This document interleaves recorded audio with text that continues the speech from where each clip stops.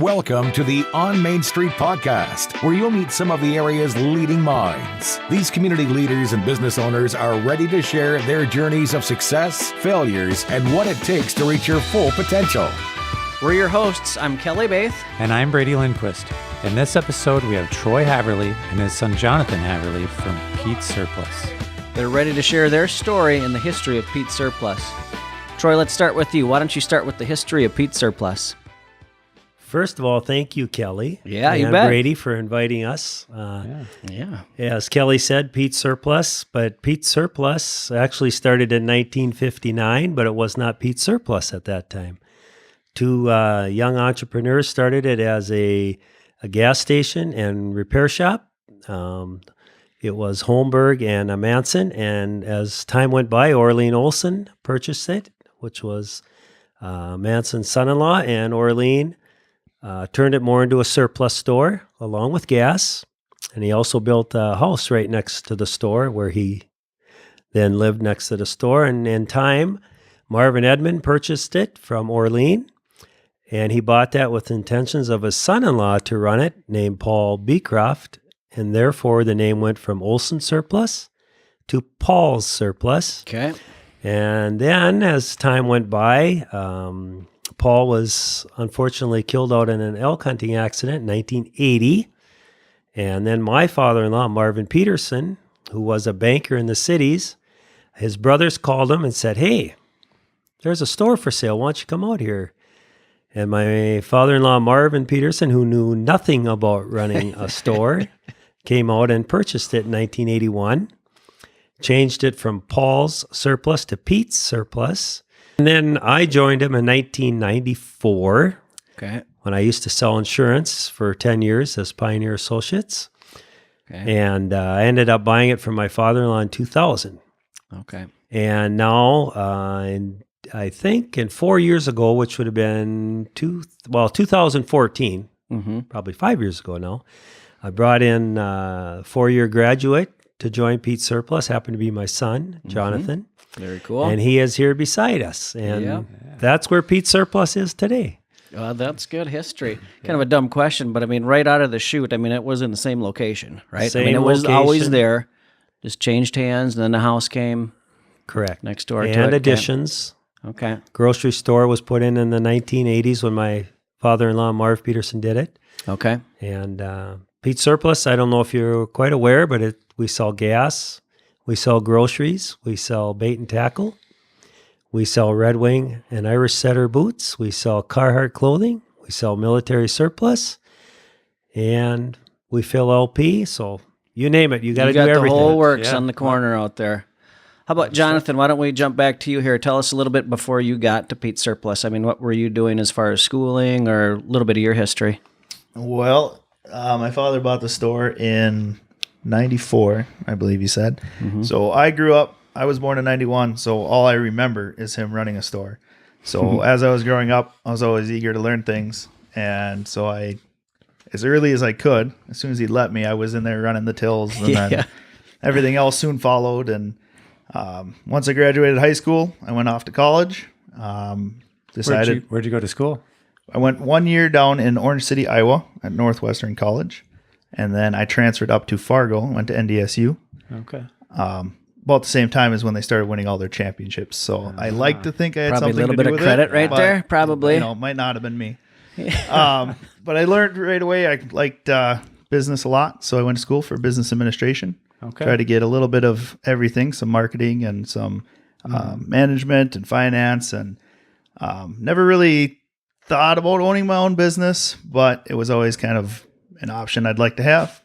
So I learned about all that. And then as I was graduating and looking for a job, I'd been applying different places, and my father looked at me, "Well, aren't you going to apply for Pete's?"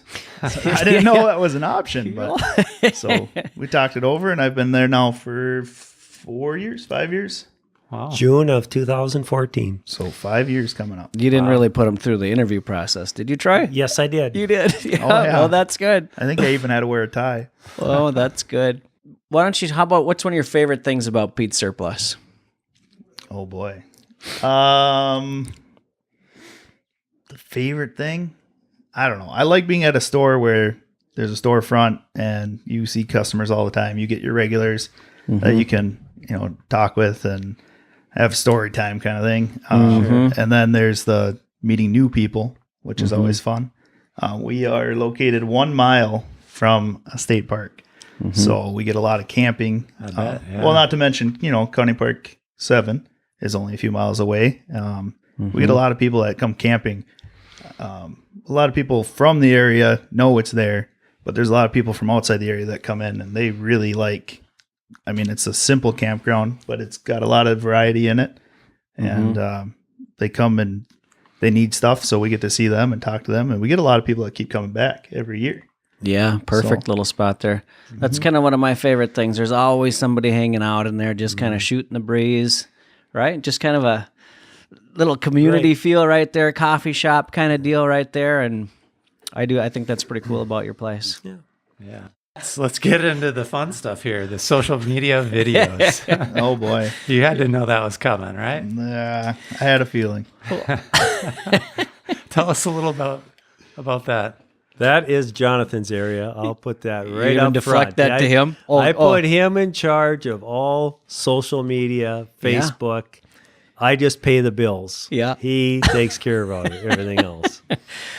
Where'd the idea come from? Maybe you want to share with the listeners. Do we want to share or do you want to share?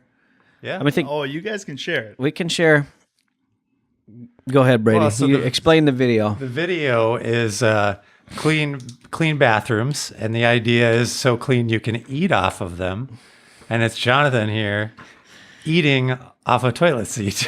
A hot So A hot dish. little hot dish. Tater tot hot dish with ketchup. So who came up with this idea? I mean, what was this all about? Well, I was talking to some people and they had asked me, we were talking about how, a good ad, something that was a little different. And they asked me, well, what's your number one seller? And the running joke at our store is that our bathrooms are our number one seller. Most people, they come in, they've been driving for a long ways away. I mentioned it in the ad, but it's we're the only place to stop from Benson if you're coming from the west. And by the time they get to us, they have to go to the bathroom so bad. They sometimes don't even say hi. They come in, they go to the bathroom, and the running joke is a lot of times they don't buy anything. So I mentioned this, and he laughs, and he goes, well, it's got to be because they're so clean. That's why they come in. And I said, oh, yeah, they're really clean. You can eat off it. And so anyways, we ended up laughing, and I had to do it. So That's a good story. I can see it happening too. Perfect spot. You got to go. We're pulling in. Yeah. That's funny. Yeah. It happens all the time. And you know what? So be it. Yeah, That's right. fair. Yeah, that's going to happen. The other video, which we'll talk about, it's like 42,000 views, yeah. which The that's other crazy. one, A lot. I was talking to some people, and I was telling them what we all have. And they mentioned how, it's a guy's store. I said, yeah, a lot of times a husband, wife, or a group of people come in and the ladies get bored really fast because we have only a few things really. So we're joking that it's a manly man store. Sure. And that we should have a manliest man competition. Yeah. So that's where that came from. So that's where that one came from. I think we've talked about having some kind of event this summer where we're actually keeping track, and we're going to figure out who it is, who has the most nominations, and who, whoever's got the most likes on there. And we'll declare a winner, and there'll be a prize. And so we got some stuff coming up, but we haven't worked out all the details. Okay. So I better not say too much. Too much? Okay. A little teaser of it, huh? That's great. Well, that'll be good. Kind of maybe, Troy, what kind of drove you to leave the insurance business and get back into kind of like a family business here? What was the drive behind that, or what were your thoughts when you decided to do that? Very good question. Yeah. Okay, Kelly. Because your dad is in the real estate business. Sure. And it appears you're following in the footsteps. Right. And he's probably working for you now. Yeah, right. So, but that's fine. But if you want a real honest answer, it wasn't in my hands. And you might say, what do you mean? Been in insurance for 10 years. And the magic word in insurance is once you make it 10 years, you have it made. You have a lot of customers. You're not a rookie anymore. People trust you. And a lot of your income's based on renewals. And actually what happened is, to me, it's a neat story, but what happened is I was doing a buy-sell agreement between my father-in-law and the person that was going to originally purchase Pete's Surplus. Okay. And that person decided after months of putting this together, trying to, that they really didn't want to buy Pete's Surplus. They wanted to do something else. Okay. And so then what happened is I just blurted it out. Well, maybe if he doesn't want to buy it, I will. Okay. With no intentions of buying it. And I will tell people that it was the Lord telling me to do that because it just came out and I didn't even mean it. Well, my father-in-law got all excited about it. And after about 2 months of praying about it and putting all the advantages and disadvantages together, and all the advantages were staying in insurance. I'll just be honest with you. But I felt that wasn't where I was supposed to be, and that's how I got into it. I just went on faith and sold my house in New London and moved out to the store after about a couple years of renting here and there, and that's how I got in it. And it's been truly a blessing. Isn't that amazing how that works? That's cool. So that's how I got into it. And as you look into the future, if that would have never happened, or if I wouldn't have, I'll just say the word obeyed, Jonathan would never be at the store. Yeah. And Jonathan's a true blessing to the store because he's got personality and he's got vision of things that I don't. And so it's really been a great mix because we are not the same people. I mean, even though we're both personable, Jonathan has many more talents than I have. And so it's worked great. Oh, that's fun. Fun to see where it goes. That's cool. So what kind of advice would you give to somebody that's maybe sitting on the edge of their seat? This is kind of where we're going for some of the listeners that say, okay, they want to listen to some of these business owners and people that took a leap and made a decision to start their own business or follow in some footsteps and actually commit and do something. So what kind of advice would you give to anybody that's listening that they're sitting there going, I'm not sure if I can do this. I don't know if I want to do this, but what kind of extra tips or advice would you give them? Well, I'll answer first because I'm the dad. Yeah. No, but I would say based on just how I told you how I got into Pete's Surplus, number one thing that I would do is I would listen to your heart. You know, if your heart's not in a business, you'll never make it. So if you think you're going to go into a business to make money and that's your only purpose, I would say no. Take a time out. Listen to your heart. For me, I prayed about it, which I'd recommend anybody to. But anytime you own a small business or jump into something, your heart has to be into it, and you have to believe in it. Because if you don't believe in it, your customer is going to see right through that. And that's my opinion. So, you have to believe in what you're doing, and obviously you have to be kind to people and treat them like you want to be treated. I mean, business is not that hard if you have the products that people desire and that you treat them like you want to be treated. Right. People miss that a lot because they can't get that on the internet. Yeah. And they can't get that if they go to a large place that you're just a number. Yep. So, and I think it's been a big key for Pete's Surplus is, we don't always have all the right products, but our store has great personality. We care about people. We'll help them even after the purchase. It isn't just during the purchase. So all those things kind of make your business, go. Just like if you guys sell property and somebody has a problem with it, you don't abandon them. Right. Otherwise they'll never go back to you. Right. Yeah. So great tip. That's my great tip. answer. Listen to your heart. Yeah, that's a good one. How about you, Jonathan? Anything else you want to add to that? Oh, I'd agree with everything he said. But on top of that, I suppose just if it's something that you want to take over somebody's business, you can learn a lot just from working under them and seeing how they do it. Yeah. We've talked a lot about that. Not necessarily that you have to continue doing it their way. But there's a lot of experience that, there's lessons that you don't learn right away. So Yep. you can see how things work over time. Yeah. Other than that, I mean, you can go for it. It's as long as you care for, if it's a retail thing or you have customers, as long as you care for them. We get a lot of customers that keep coming back because we care. Sure. We'll do extra things for them, and not because we think they expect it. It's just that's what we like to do. That's how you are. So, That kind of reminds me of, well, you're a good mentor for him too. And I think Dean Edelman was on last week or 2 weeks ago. He advised that to people too, sitting on the edge. He said, get a mentor. There's a lot of people out there. Ask questions. There's people willing to help. So, what major challenges have you had, and how did you overcome them? I mean, on the side, I suppose people don't see, it'd be, there are some things that happen throughout the year that only happen once a year. So Sure. you have to try to learn and remember. And I've been there for 5 years and it doesn't feel like it because it's not the same every day. Your day-to-day stuff, sure, that is. That's easy to learn. But trying to remember and do things correctly, there's decisions you make once a year. And then you have to, work with that decision you made throughout the rest of the year. And those, learning how to make the right choices, for me, that's probably a bigger challenge. Sure.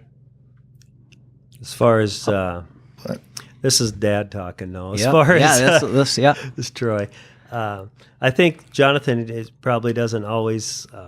You get asked these questions and you don't necessarily think through all of it. But I would say one of the things that I have given John responsibility for is employees. And I think some of the challenges you always hear about how hard it is to find good employees, but the challenge is to get employees to think like you do, or that they represent you Yeah, sure. when they're working there. And now John's responsible for not only that, but for their scheduling. And so I think that's a big challenge, is working with employees, getting them to do what you want them to do, and their scheduling, because they seem to be so busy, with different activities. But for me, as the current owner, it's always the changes that these companies make. People don't always like change. And when you get products they like and all of a sudden the products are gone and you can't get them anymore, Sure. that's a frustration to me as somebody that wants to provide it, but all of a sudden it's gone. The companies don't do it anymore. And so there's always a change in the markets, change in products. One thing I really value about John is he's of the younger generation, and he'll find products that people will desire that I'd never thought of. Sure. And I think it's a great combination. How about an average day? What does an average day look like for Jonathan? Up early, late nighter? What's your average day like? As Troy just smirks over there. Yeah, he likes to laugh. The average day, that really depends on the time of year. Okay. It's different. Our winters are usually slower. Most of the people listening to this are going to be from the area. So, those cold, wintry months, and you don't really want to go outside. And, you go to work, go home, stay home, maybe go ice fishing. But by the end of February, that's pretty slow. Our summer times are a lot busier, especially with those campers. They come from out of the area or even from the area, and they get there. Some get there early, need some coffee. Some come later and bait, and it's a lot busier. Plus, one of our employees, I won't mention any names, is gone a lot during the summer. That'd be Troy, me. He likes to trap shoot, and that takes him away. So during those months, I'm more filling his role, opening a lot, getting up early, trying to run stuff, doing a lot of the day-to-day. But I don't know. I guess an average day, it really depends. It changes a lot. I don't even start the same time every day. That's that's different. Some What days time do you it's guys open? Well, we open at 7:00 in the morning. Okay. Most mornings we are open by 6:30, but we just say 7. Sure. We close at 8:00 at night. During the wintertime, we close on Sundays at 6. And then now that it's May, May through Labor Day, we're open from 7 to 8 every day. Okay. So I'll just add a few things. In the wintertime, Sundays we're open. We close at 6. Otherwise, we're open till 8 every night. Okay. So we're open every day except for Christmas and Thanksgiving. It's the only 2 days we're closed. Okay. So that can be hard juggling that. Just not a set routine every day, right? Got to That's juggle right. whatever's thrown at you. Yep. Yeah. Yep. Try to plan the best you can, but Sure. Yeah. And we'll kind of stick on Pete's, but maybe tell me a little bit about trap shooting. I mean, so you're doing that? Are you still doing that through the school? Are you? I mean, maybe Well, I'm out in left field here. No, you're fine, Kelly. Well, what John is talking about is May through September, I do tournaments. Okay. So I will travel not just to Minnesota, but Iowa, Illinois, Nebraska, Missouri. Wow. So Jonathan is the man at the store for everything. Yeah. Okay. We make contact by phone, but I do a lot of tournaments, and then in the springtime I coach high school, New London Spicer Okay. High School, and that's generally the shooting is the end of March through the end of May.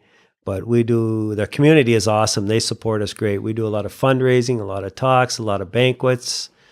So basically from January through May, I'm not only, running the store with everybody, Jonathan and Corey. Corey Edmonds a worker too, I should mention that. And then we have part-time high school kids. But so January through May, it's high school trap shooting. And then about middle of May, I start trap shooting. Okay. John does some trap shooting, but he's like I was when I was his age. Yeah. Very little He's in the trap trench. shooting. Yeah. He just had a little girl, and he's married. congrats. And Cool. So that's a great reason for me to keep him at the store. He's Yeah. got a family to raise. Yeah, Yeah, close that's by, good. Yeah. Yeah. That's good. What is your guys' favorite part of our community? Oh, wow. boy. Well, number one, we have a beautiful area to live in. Okay, I grew up in New London, and I went to 4 years of school, 2 years in Wilmer, 2 years at Mankato State. And all these job offers that I had were leaving home. And, I never had an interest because I just knew how nice we had it here. So I've been here my whole life. Nothing's changed, just like Kelly, just like Right. Brady. So, but, I guess what I really like about the community is it's a beautiful place to live, and people treat our store very nice. We have a great customer base, and I just don't feel like being anywhere else, personally, for me. Yep. Yeah, I'd agree. I went down. I mean, I was only away not quite as long as you were, but I was away for 4 years, 5 years, and the area we live in with the lakes and there's some trees, there's some open areas, and I don't know, it's my favorite. I've been around a little bit traveling, and it's where I like to be. And then the community itself, just everyone has a good attitude. Everyone's everyone has rough days, but everyone's pretty much in a good attitude. Everyone's helpful and happy. And, and I've been at other places, and just the community feels different. Sure. And I just like the way this one feels. It's kind of a more like a big family kind of thing, even if you don't necessarily know the people. So Yeah. Feels like home, doesn't it? Yep. I lived in the cities for 10 or 12 years, and that was my favorite thing about coming back here. Seeing somebody new on the street, cruising through Main Street, waving, and it just kind of felt like you knew somebody. You always knew somebody. In the cities, you didn't. You made sure you didn't cut somebody off, you know. Just a number. Yeah, right. Different, yeah, for sure. All right. So it was pretty easy for you to come back and start working at the store. yeah, Back in this area. yeah, it felt a little different. I said earlier that I had worked there in high school and everything, so it was a little different feeling, not like a kid. Sure. Now you're growing up and you're gonna go get a job, and you have the job you kind of had in high school, but there's a lot more responsibility now. Sure. A lot bigger role as far as in the business goes. But it was good. It wasn't a terribly hard decision. Had to think a lot about it. And, but as soon as I realized that meant I could live here and I'd have something that would be mine eventually, it made it a lot easier. It was kind of like, yep, that's what I want to do. Mm-hmm. That's awesome. So, I guess I'd like to say that, and maybe this is towards other parents or that want to have their kids in business. I've always felt not to pressure Jonathan to feel like I expected him to be at the store at Pete's Surplus. I've always felt it has to be his decision, and I was okay with it either way. And I think he knows that. And I've always tried to let it be his choice, and not say I need an answer this year or next year or what. Our plans are that he's going to take the store over sometime down the road, but I've always my advice is to let it be that your son or daughter's choice to be there, not your expectation. Sure. That's very cool. Because otherwise the business won't survive. Yeah. Yeah. That's good. How does it feel as a dad having him come back? Well, I would say more he's an awesome employee, whether it's a son or not. Your business has to have great employees because they are you, and you can't always be there. And I'm not afraid to say it. Jonathan's the best employee I've ever had. He's personable. He's great, very great with customers. He cares. Hours don't mean anything to him. If the store closes at 8, he should be out of there by 8:30.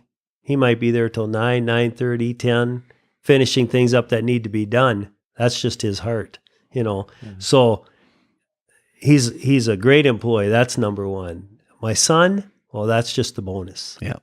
And it's really hard to explain until you have a son or a daughter in that position. You can't, because there's a pride there, but yet you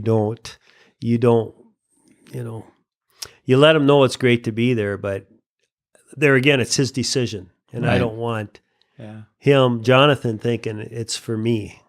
But yeah, it's a great feeling. Yeah, that's cool. Yeah, just like my father-in-law is so proud that we're in the third generation now. Yeah. And That's so, cool. and it can, it's kind of hard, but it makes you feel good that your business is doing something right to allow that to happen.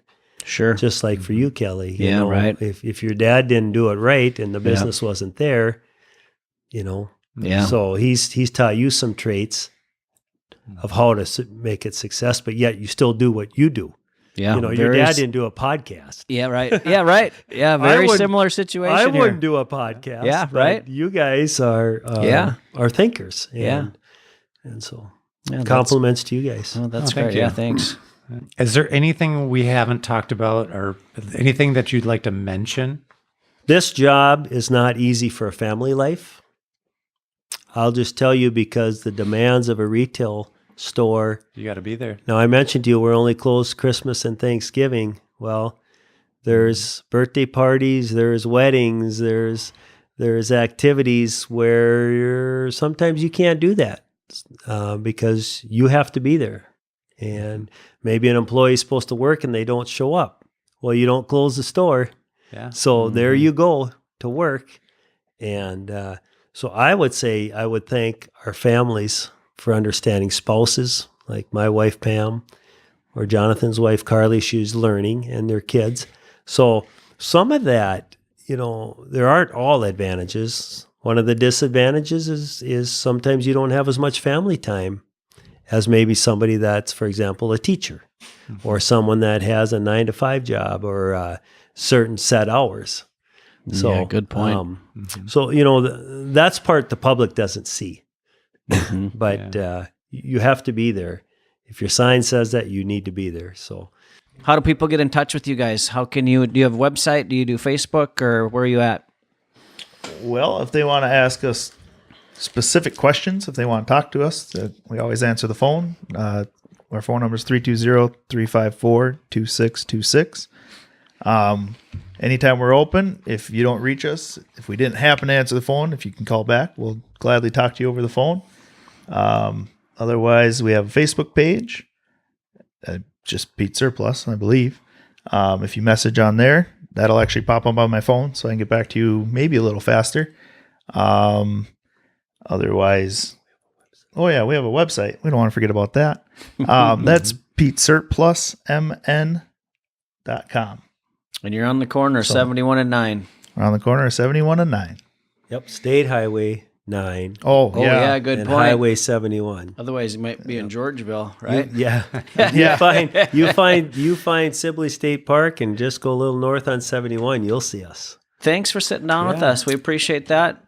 Lucky to have you guys part of our community, that's for sure. Love seeing your smiles and attitudes out there, and you guys are a great part of our community. We appreciate that. Absolutely. Well, thank you for inviting us. We appreciate that. Absolutely. And we want to thank you for taking time out of your day to spend with us. If you enjoyed this episode, it would mean a lot to us if you would subscribe and leave a review. The On Main Street podcast is a bi-weekly show brought to you by New London Real Estate.